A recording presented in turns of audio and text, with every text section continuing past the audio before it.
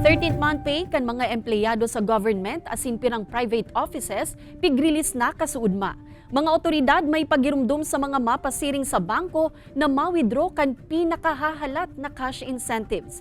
Kung ano iyan, naaramon ta sa pagtutok live ni Chris Novello. Chris?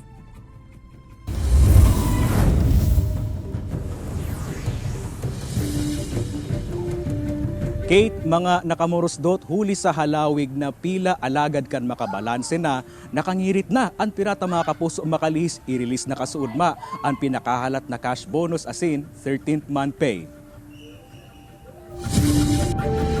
Kada matapos ang taon, saroan bonus asin 13th month pay sa pinakahalat kan mga nagtrabaho mapapampubliko man o pribadong opisina. Sisay man kaya anday mapapasana all kung ang bonus asin sweldo sinarong bagsakan. Ang resulta, garo box office ang pila sa mga ATM machine kan mga maut ng makaputan ang saydang pinagalan para sa rong taon. Ngayon lang ako nagpila. Kasi po kahapon may pasok. Tapos pag uwi ng hapon, 5 o'clock, malakas ang ulan. So hindi na ako po magpila. Tapos kagandahan ngayon kasi wala kaming pasok. An iba haros perang oras naman subot na nakapila sa mga ATM machine. Mantang an iba naglipat sa iba rin hulitan na ubusan subuot nin dinidispense na cash sa ATM machine.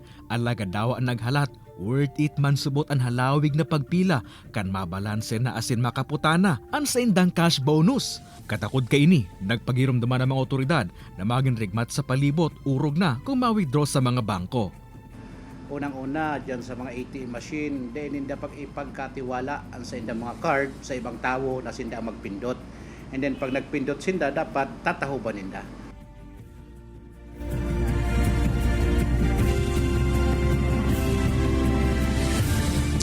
Kate, susog sa Labor Advisory kan Department of Labor and Employment na dapat maresibe kan mga empleyado sa mga private sector ang sa indang 13th month pay, Kate, on or before December 24. Kate? Chris, ano ba ang posibleng kahampangon kan sarong kumpanya na dai mataon nin 13th month pay sa indang mga empleyado?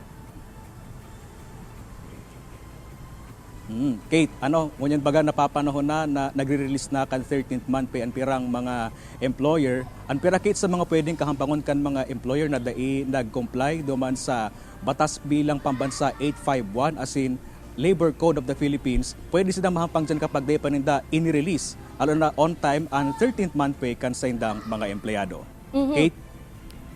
Kasubago nga ni sa imong bareta, sinabi mo na ang iba naka-receive kasabay kan 13th month pay ninda ang cash bonus. Ano ba ang pinagkaiba kan 13th month pay duman sa Christmas bonus na sinasabi? Kate, ang 13th month pay, it applies sa mga private employees, inisi equivalent kan sarong bulan na sweldo. Mantang itong cash bonus para ito sa mga government employees. So yan, Kate, ang pinagkaiba kan 13th month pay asin man cash bonus na sinabay kasuurma pa, Kate, sa payday, petsa 15. Kate? Alright, Jos Mabalos, Chris.